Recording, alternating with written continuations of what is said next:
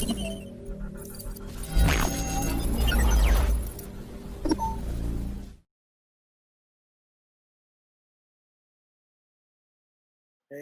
Hey man. can you hear me? Yes, perfect. Okay, I'm ready to go. Okay. It's nice to see you again, Mike.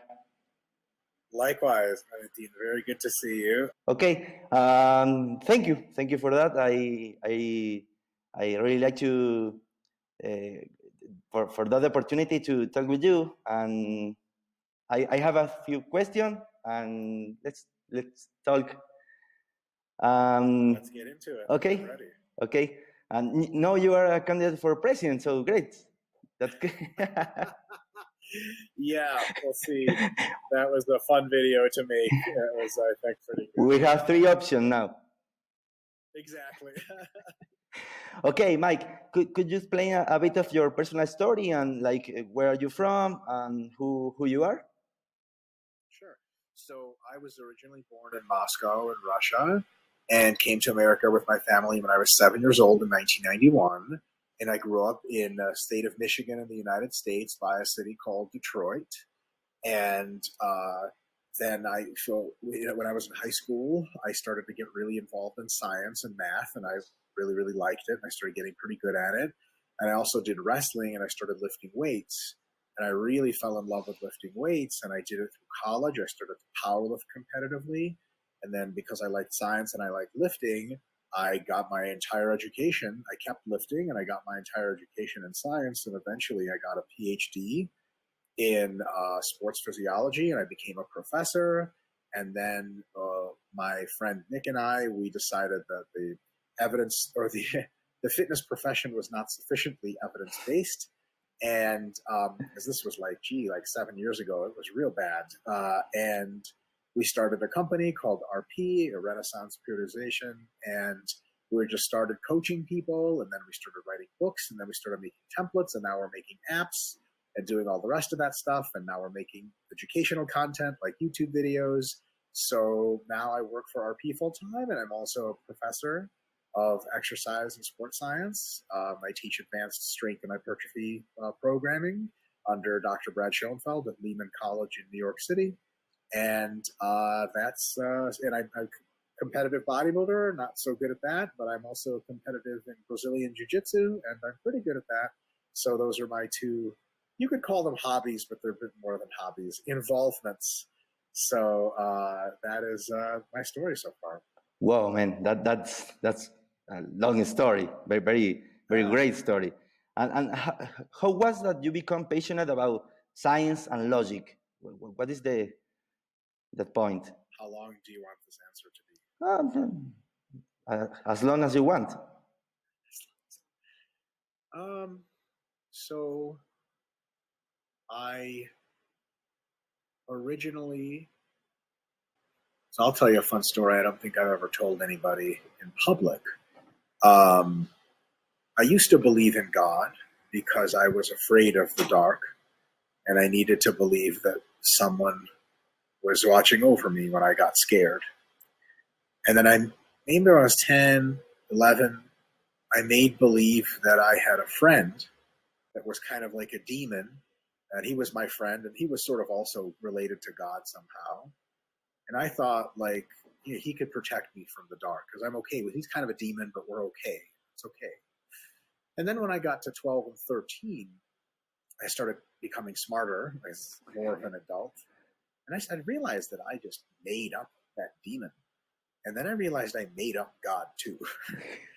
And at that point, at some point, you realize that, I'm sure as you did at some point, there's not really a coming back from that. There's like, oh, wow, like religion is make believe. And at around the same time, I took a course in biology in high school. And long story short, in this course, I was starting to become a very good student. I was able to pay attention very well in class, and we did biology, and they literally taught us, like, we designed an animal cell and drew all the organelles, mitochondria, nuclei, ribosomes, and I realized that the cell is a machine. and we're made of cells and we're machines. And that blew my mind out so far that I never recovered. And I just, everything I saw after that were systems of machines. And how could you not love science at that point? And also, I will say from a personal story, there's two things. One is I remember we got some environmentalism propaganda at school when I was in the seventh grade, and I came back home one day and I told my mom, we shouldn't have industry or factories because it's bad for the environment. We should just live like in nature. And my mom was like, interesting. Okay, what would happen if you have a toothache? And I was like, what do you mean? And she's like, well, you have your tooth hurts really bad. What do you do? I'm like, well, I guess you just deal with it. Like, she's like, because there would be no ibuprofen, there would be no pain medication that's made in a factory. And I told her something. I was a teenager, so I was like, whatever, you don't get it. And then I went to my room and I was like, fuck. She's right. And then I was like, okay, that was stupid. And then when I was a teenager, through my whole childhood, I had undiagnosed attention deficit disorder. And then when I was 14 years old, I finally got a prescription, a diagnosis and a prescription for medication. And I took this one little blue pill, and an hour later, I was at school, and for the first time in my life, I was wide awake, and I could think. And I thought, oh my God, this piece of chemical engineering changed me top to bottom. Holy shit. If we can only do more of this, if we can change everything, if we can first understand the universe as a system of machines, and then understand how they can be altered, we can create a world that is more towards a benefit long term. Kind of like you think about air conditioning. Where does air conditioning get us? It gets us the temperature we want. And through engineering and through understanding that you can manipulate chemistry and physics and mathematics, and it's insane. It's just good. It's just a good thing. Medicine and all that stuff. I was never lost on me. When I go to hospitals, my wife is a doctor, so I've been to visit her and stuff, and I've gotten a couple MRIs in my day, and like I'm looking at an MRI machine and just being in, like, I had tears rolling down my eyes at least a few times looking at an MRI, because it's this giant machine that sees through you. Who the fuck had the audacity to make that? Like, if you don't believe in an objective nature of reality, how would you ever design a machine that can see through reality? Like, it's just like you want living proof of objectivism. MRI. They're like, hey, you don't know what's going on with your leg. We're just going to look right into your leg. Yes. And it's never going to penetrate you. It's just going to scan right through. Like, to me, the most baffling thing is who had the audacity to make the gears and the widgets and the plastic to fit together to do a real thing. I mean, we're over here like, I can barely cut cheese by myself, and some guy's making a fucking MRI machine. It leaves you with the hope that, yes, understanding the physical universe, understanding science as much as possible, isn't just this fun thing of like looking at the stars and saying, oh, look how beautiful it all is and mysterious. That's sweet. That's cool too. When you take a bunch of mushrooms, look at the stars. But like, in reality, the thing that is to me impressive is like watching a bus drive by. Who the fuck made that? I have no idea how that works, but I know it works exclusively on physical principles. And that to me means we start out with a horse and it pulls a cart, and then we get to a bigger bus and a nicer bus and a bus with air conditioning, a bus without Wi-Fi. Eventually we go to space, and eventually we're telecommuting. We don't have to go around anywhere anymore.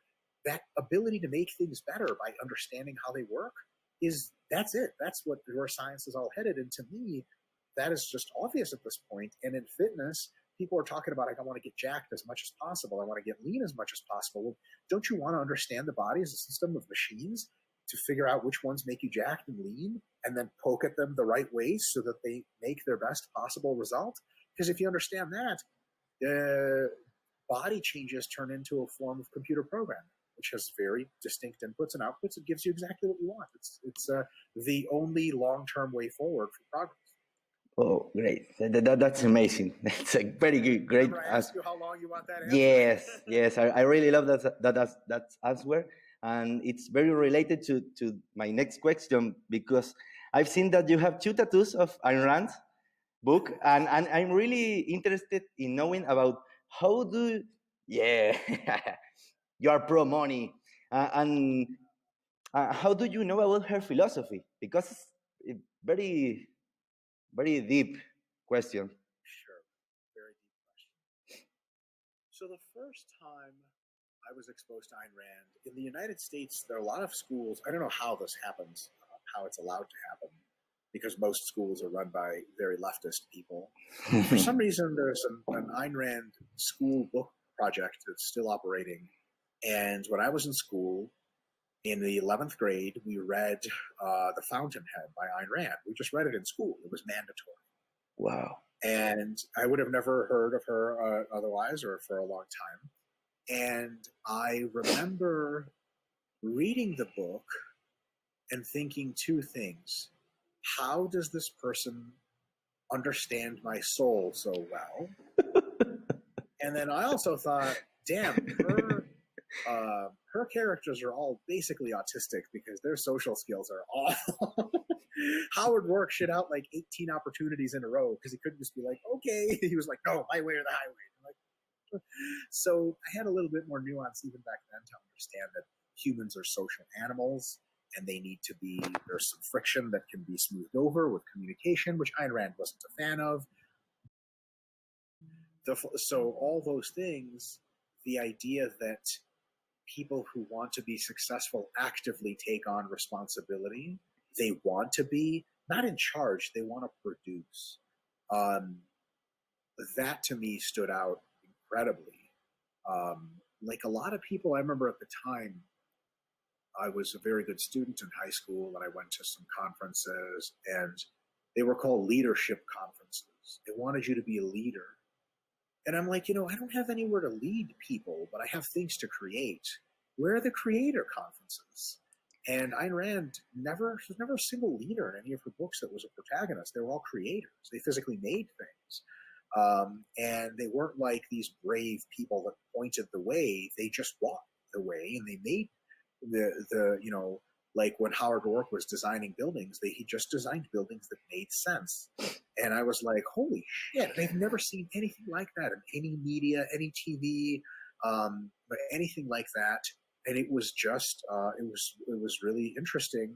So I left that book experience with a thought of like, that's really cool. Definitely Ayn Rand has my respect. A bit extreme in some ways that I don't completely agree with, but I think Ayn Rand would be the first person to say that if you don't completely agree with someone, that's probably a good thing. And then later, when I was in my transitioning from undergrad to master's, I read Atlas Shrugged. And so I actually listened to it on audiobook while driving. And it was one of the only times I cried during a book. And I'll tell you the story. I'll tell you where I cried. Hopefully I don't cry again on camera. So in almost every movie I had ever seen, in almost every story I had ever read, the punchline, the big break, is an unlikely event that's kind of like a miracle. Like a little girl beats up a grown man, or you beat the monsters by being brave, or something happens that's serendipitous, someone arrives just in time to save you. And it always left me uneasy because I'm like, man, it's not really a dependable, there's no lesson to learn here. Because you're not going to depend on people arriving just in time to save you. Like if you are a risk taker and you get yourself in trouble and luckily you get saved, that movie ends. I'm sitting there thinking like, that person's a fucking idiot because if they tried that 2 or 3 more times, they'd be dead, right?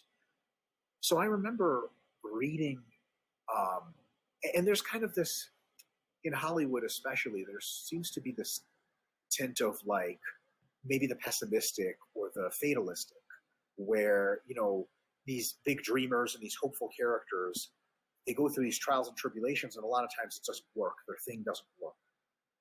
And I remember reading the part about the first test of the Reardon Steel Bridge, where they have a train go over the Reardon Steel Bridge, and it's tough to keep it together saying this. I was waiting for the shit to collapse. I was waiting for something to go wrong. And she's like, nothing went wrong. It just worked. And I was like, that's why I do all of my work, for things to just work. And I was like, wow. And then the rest of the book blew me away. It was incredible. The anti-Robin Hood character. And it was just, that book was like, holy fuck, this is awesome. And basically, everyone who was talented in society was getting leached off of, and they were just like, fuck this, like, we're out.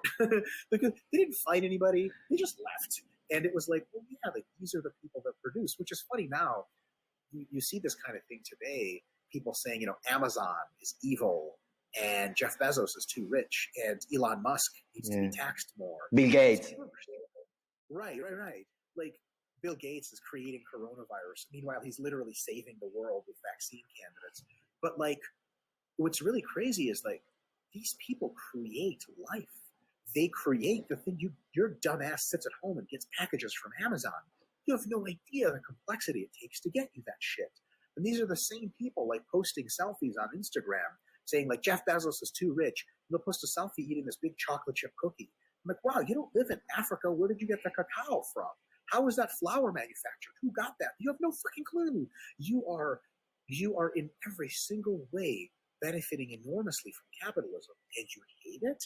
It doesn't make any sense. It's like a liver cell sitting there and getting fed by the bloodstream, being like, the blood is terrible. Why do we even have blood? It's like, you freaking idiot. Like, this blood as you need it, as I promise. So that book really was just super inspirational to me. And I was already a scientist and mostly an objectivist thinker. And that book really made an emotional impression on me. And then my sister and I actually went in and got tattoos together. And I got the gear tattoo, which is art from a cover of Ayn Rand's book, Capitalism, the Unknown Ideal. And it's like a guy lifting a gear. Yes. And then there is the tattoo, the dollar sign I got is from Atlas Shrugged. Yes. And because that was their symbol. And it's, people look at the tattoos, they have no idea what they mean. They think the dollar sign is what they think it's like some stupid, like, yo, cash money, like some stupid shit. I don't really care. I forget it's there half the time. But that is sort of, there are people who are fans of Ayn Rand in the worst possible way. My friend Andrew, our app developer at RP, actually describes, but he said Randroids. They're like Android. They're just like repeat what Ayn Rand said, and they're like, you are irrational, you are illogical, and they write people off. And towards the end of her career, Ayn Rand was kind of fucking nuts. Like, in many ways, she just had these crazy emotional blow-ups with Nathaniel Branden, and it was all about sex and love, but she didn't want to admit it because she was irrational. And I think people pay too much attention to Ayn Rand, the person, because she was like a cigarette-smoking, annoying Russian lady. Like, of course, she's easy to hate, but her ideas are also flawed to a small extent. But mostly they're true. And a lot of them are just so fucking true, and she said them so well that there's so much value there. So one of my pet peeves is when people are like, oh, Ayn Rand, and I'm like, you're not even prepared to take a 1% dip into the conversation of why. Because if you really hate everything she says, you're a hypocrite because you eat food, because you use a computer. Like, the people that create everything you love, they are acting as objectivists, even if they don't know they are. And a bunch of them know they are. Like, the vast majority of CEOs at the very top are all libertarian, whether or not they tell people that. And so at the end of the day, politically and philosophically, I'm a classical liberal and libertarian, and to some extent a minarchist. But objectivism runs through that significantly. And to me, I don't treat objectivism as a religion, as like it's here, which is really stupid and backwards if you do that. But I treat it more as, on the cold hard facts, economics is what you should be following. But on what inspires you emotionally to follow economics, objectivism is a real high candidate for me. Because objectivism, not just as a philosophy, but through Ayn Rand's literary works, that is like food for the soul. Like, you don't have to be ashamed of making a profit. You don't have to hate the fact that you're productive. It's okay to be a workaholic. Like, all that stuff was stuff I had been ready to hear for forever. And she said it clearly out loud and defended it really well. And that was just a really good thing. Yes. Great answer. I'm the power of be selfish. And I really agree with you in all of that things. And I've cried at the end of that book. The John Gold discourse was amazing. And do you think that it's important for people to know our philosophy? Yeah, so it depends on who you mean by people. I think that so there's an IQ distribution, and not everyone's going to understand a whole lot of philosophy. But if you're smart enough, and most people are, you should have at least a basic understanding of what I would say. This is philosophy, but we can get a little bit more plain language. How the world works, um, like what is the nature of reality, for example. Because there are people walking around, and I just had a series of discussions with someone who seemingly held some of those views, like pure subjectivists that think we create our own reality, which I'm not even sure what that means. Like, I think that most people should know that we are replicating machines made of molecular machines. I think that's a real good first place to start. I think people should know about evolutionary history. Any philosophy that excludes evolution is insane. You have to know your place in the world. Like, we are human beings descended from a primate common ancestor. We live on Earth. It's in the following star system. Blah blah blah blah. Just so you don't have any like proto evolutionary like delusions about like God made us 5,000 years ago. Like no, okay, a little bit of philosophy would be like that's highly unlikely. So first of all, knowing our place, where we are. Second of all, understanding that the world is a system of machines and a system of phenomena that operates by various physical laws, from quantum laws at the quantum realm all the way up to macroscopic laws at the macroscopic realm, like universes and galaxies. Things operate by systems of laws, and the laws are generally dependable. So you can predict that today the apple falls down, tomorrow the apple falls down because there's a thing called gravity that pulls it. And once you've gotten that far, I think maybe the third piece of the puzzle is to understand that your ability to perceive the universe is going to be a little bit imperfect. But there are things you could do to make it better. Finding out how other people perceive it and be like, okay, it's not just me. Making instruments that reliably test various things, like a photovoltaic cell to measure how much sunlight there is and read out an electric value versus just squinting your eyes and be like, there's a lot of sun today, just as an example. And then, so understanding limits, understanding your biases, but understanding that the world can be perceived somewhat accurately, but you're always going to struggle to try to perceive it as accurately as possible.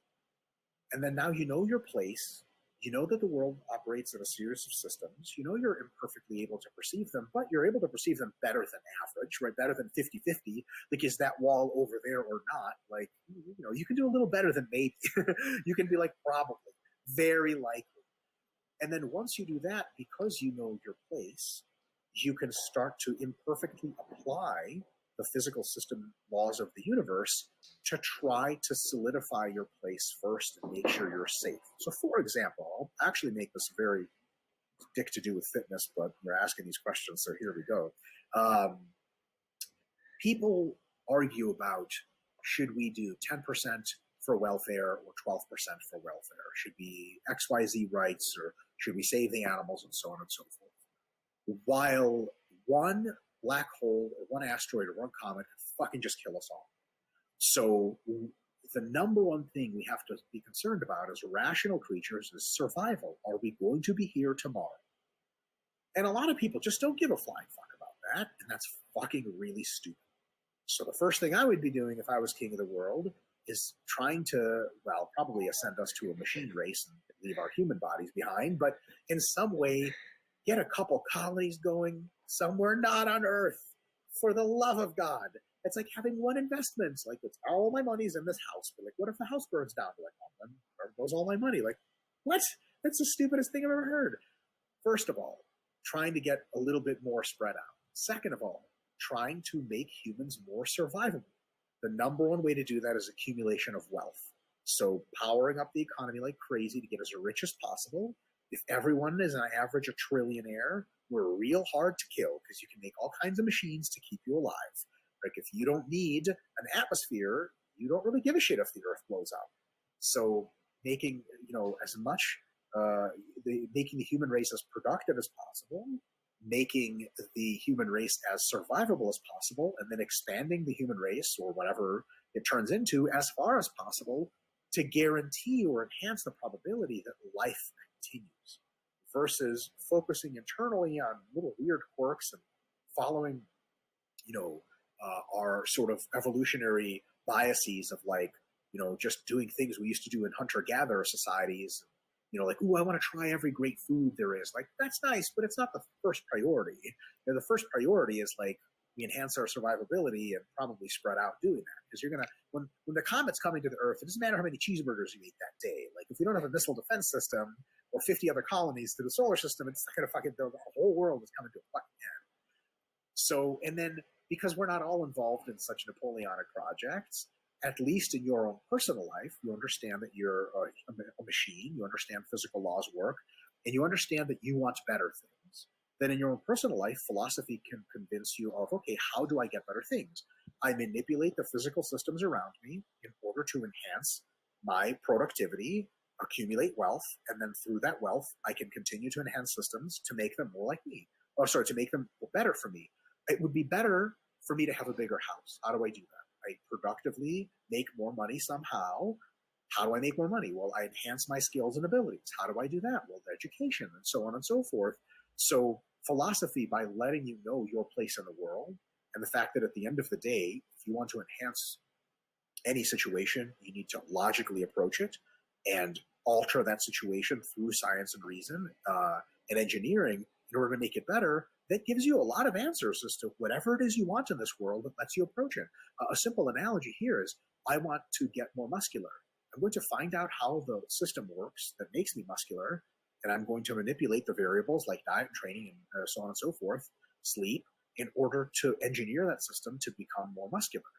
If I want to be able to learn how to draw, I'm going to hire someone who is a systematic way of teaching people how to draw, and so on and so forth, without, and that takes at a deep level philosophy, because anyone, even if you don't admit you know philosophy, at the moment someone wants something to change and they start to work on it, they are tacitly admitting that the world is made of predictable physical systems. Because why would you alter something if you didn't know if it was going to work? You think it's probably going to work because you know there's a rule set here.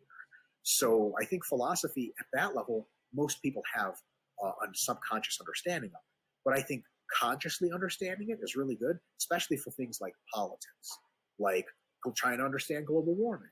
Most people just use emotion. They're like, people on the conservative, on the right-wing side are like, it's not happening. They're like, okay, sweet, you're pretending that it's not happening because you don't want it to happen. And then people on the very far left are like, it's going to kill us all. We've got to restructure society. And then people who are using logic are like, to what extent is global warming a problem?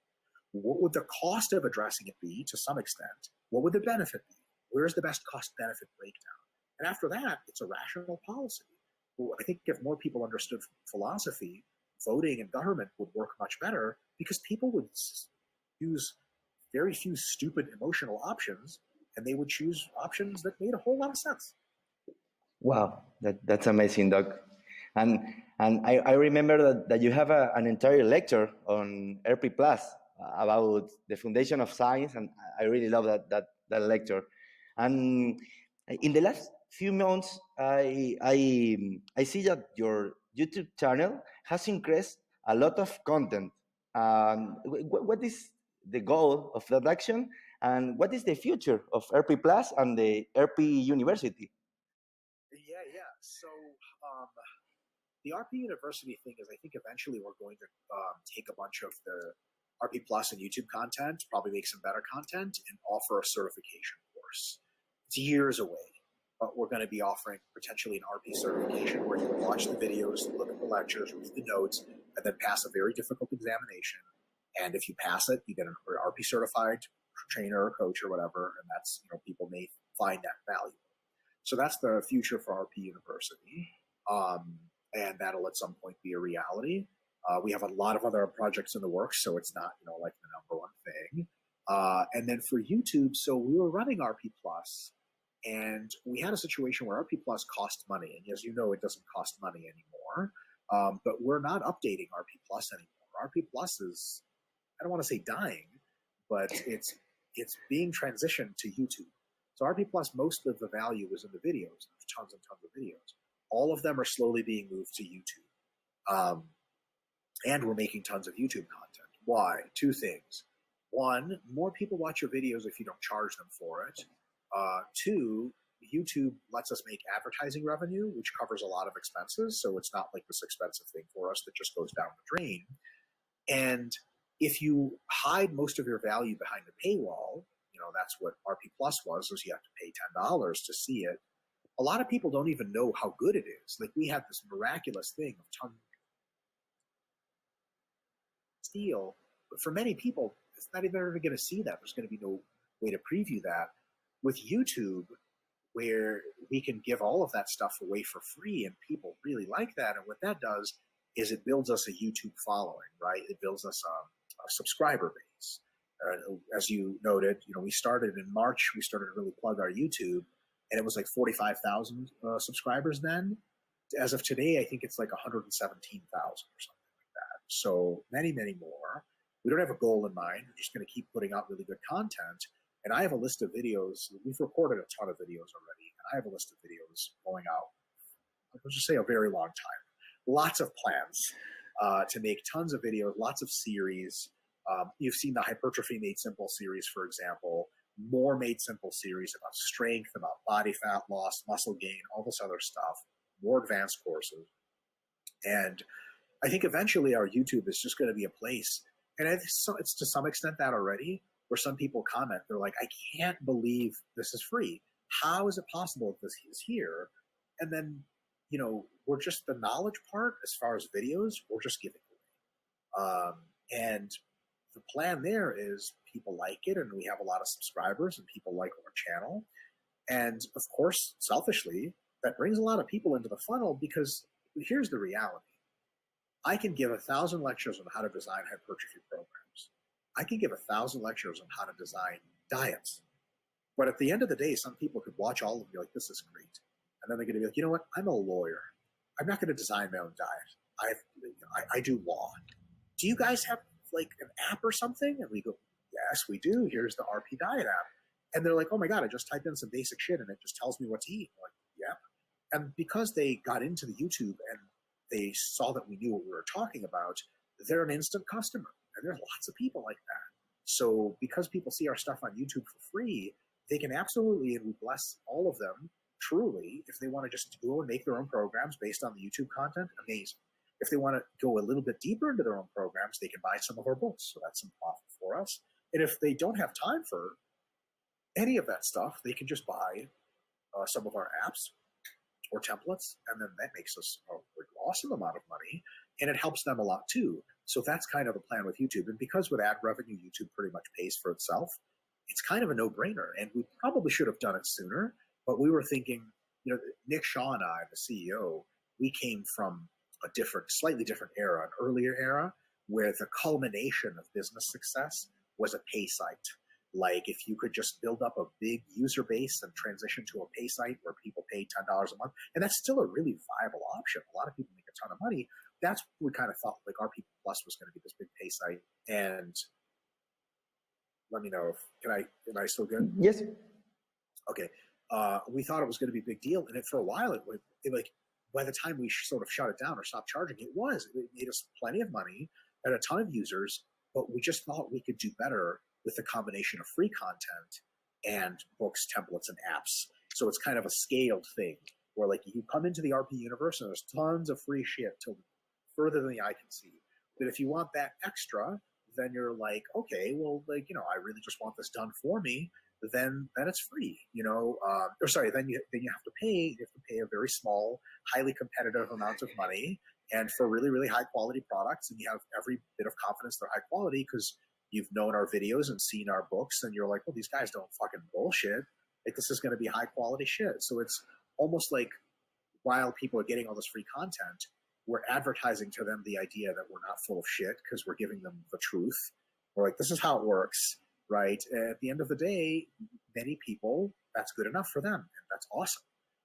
And it really actually warms my heart to know that we're educating a fucking gazillion people all the time. It's fucking awesome. But at the end of the day, it's sweet for us to make some money to help people that extra little bit whom education's great. I could watch a video on how to make a cheeseburger really well. But, Valentin, like, I don't know. I'm not confident in my ability to make a cheeseburger. I'm still going to go to the restaurant. And if the video was by a restaurant that makes them really well, I go to that restaurant. Yes. I'll want one that looks like that. So in a sense, there's a really great combination there where there's a business model where you give away tons of free shit. And you would think on a first analysis, if you give people tons of free shit, they'll never buy shit. Bullshit. Works the completely opposite way. The more free shit you give people, the more they're like, fuck, if this is the free shit, what's paid? And also, like, it doesn't matter how much you educate. Some people with education will go all the way. But some people, they just don't specifically want that education and the do-it-yourself. The education tickles their fancy, and then they want to go out and just buy whatever it is. Just like me with a cheeseburger. Like if I see, for example, a documentary on Netflix about how some restaurant makes their cheeseburgers, and they literally show you how they do it. You know, someone maybe not cynical, someone innocent to the process of business could say, these idiots are giving away their secrets. No, this is crazy. Everyone's just going to make their own cheeseburger at home. And you know what? Some people will. But many people will be like, that looks amazing. And what is it? It's $12? I'm just going to go drive there right now. And then boom, everybody wins. So that's kind of our YouTube. Yes, I really love your channel. And because all days I have one or two videos. It's amazing. It's huge content and very high quality. I really love the content of RP and the books, or obviously. Thank you so much. It's interesting too because we have a dedicated video person. He does all of our video. He records me. We have a recording studio at his house that I go to, and he's so good that a lot of the YouTube is just, I was going to say his fault. It's his. It's because of him, and it's just another like, good business thing to know is you'll find these people at some point in your career that are just really good at their job. Keep them around because they're going to make you a lot of money and be very successful, let you help a ton of people. So there's a lot to say for just surrounding yourself with people that are fucking awesome. Yes, and I have two-part question. One is, what do you think nowadays is the best way for people to acquire knowledge? Because nowadays things are very different. We have a lot of options and online courses, certification like GPS, Martin McDonald University, and RP Plus, and a lot of things, and an university career. What do you think that is the best way to acquire knowledge nowadays? So honestly, and this is it's a very good question. I think let's assume that the person we're talking about has a good philosophical background. Like they can tell bullshit from not bullshit pretty well.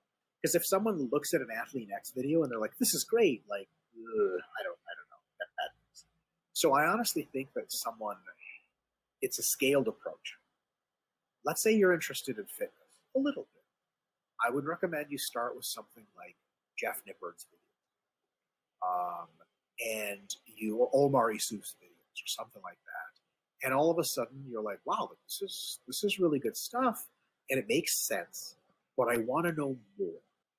Then you might transition to something like RP videos, where you get a deeper layer, and you start out with the basic series like Hypertrophy Made Simple or Strength Training Made Simple, something like that. And you watch those videos and you're like, wow, I'm learning so much. And then you go on a binge and you watch a bunch of our videos and a bunch of related videos. Steve Hall, Revive Stronger, Eric Helms and his team at 3DMJ. And you just go on a YouTube binge for starting to know some stuff, right? But it's all just video stuff. I think at that point, it may be a good investment to start reading some articles. So maybe you can start to go to the website Stronger by Science that Greg Nuckols and Eric Trexler run.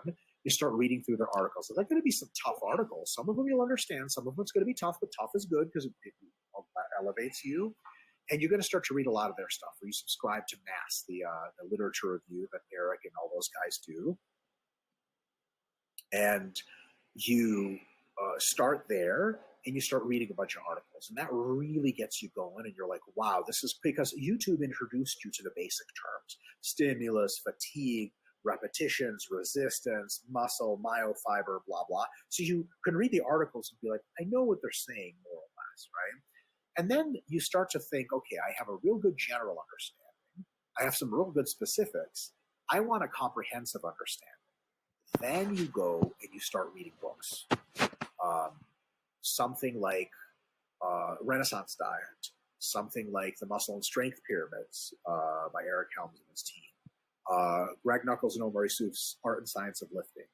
And you read these books, and they're really scientific principles of strength training. What's coming in probably about 2 months, Scientific Principles of Hypertrophy Training, maybe, but it's going to be a really advanced book. So you start reading these books, and then after that, which is going to take you a long time, mind you, if you're learning about fitness, hopefully you're engaging in it the entire time. You're assuming you're lifting weights here and doing all the cardio and eating well.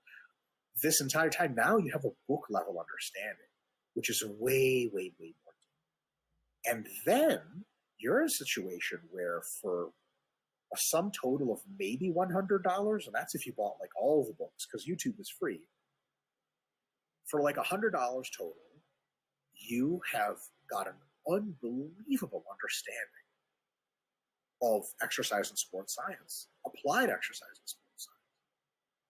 At that point, you may consider certification.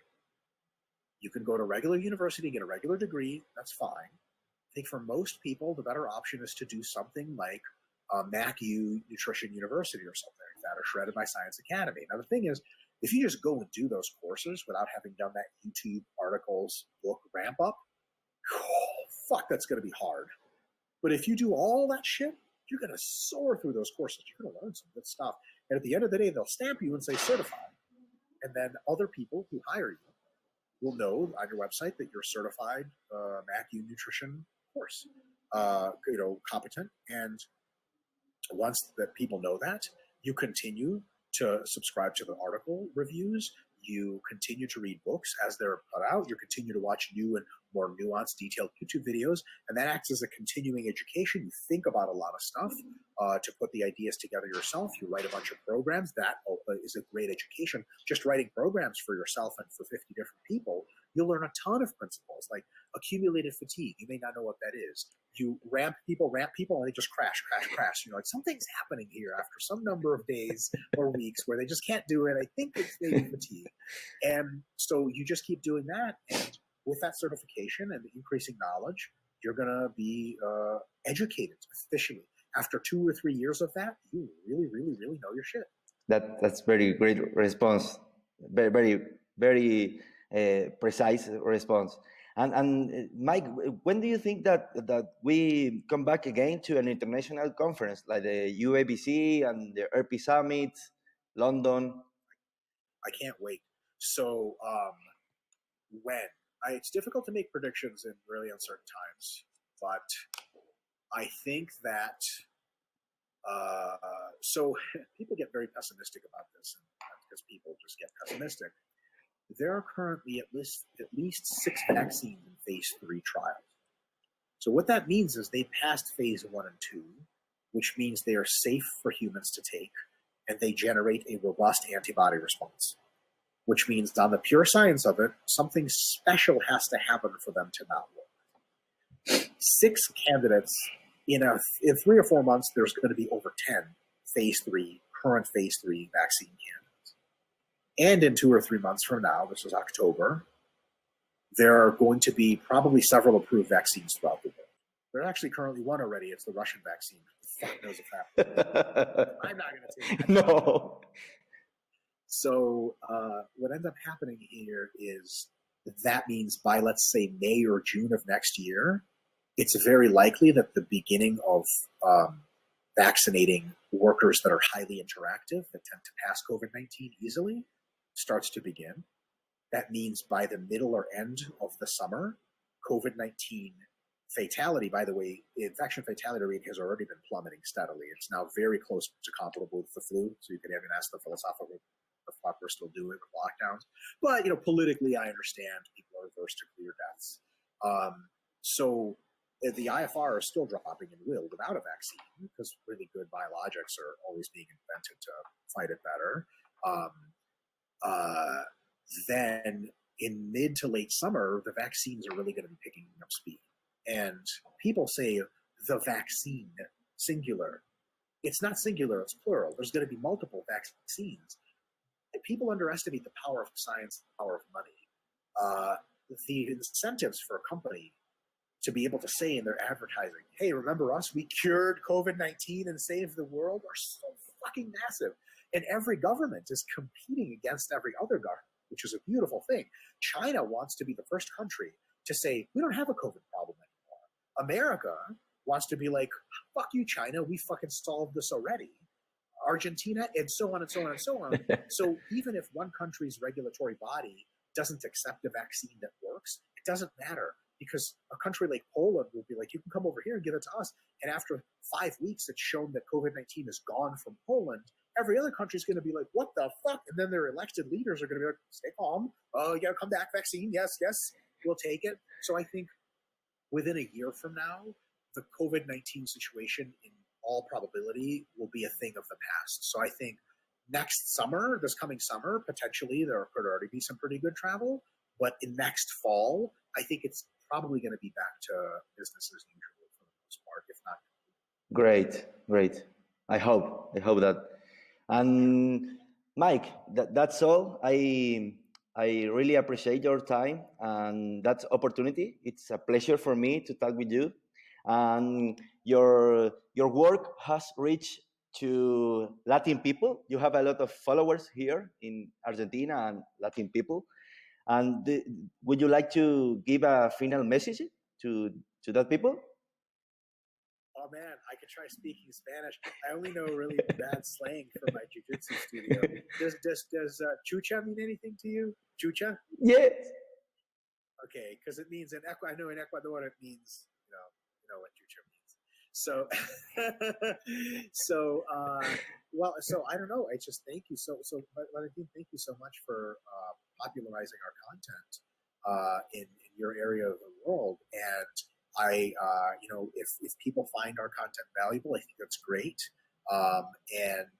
It's just awesome. And I follow you on Instagram, and it seems like your business is going well, and I just want to wish you the best of luck.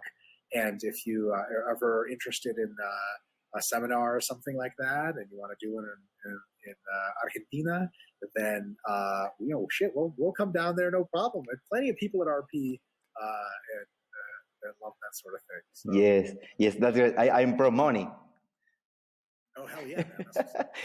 Okay, Mike, it's nice to see you again, and I hope that you are very well. And where people can find you?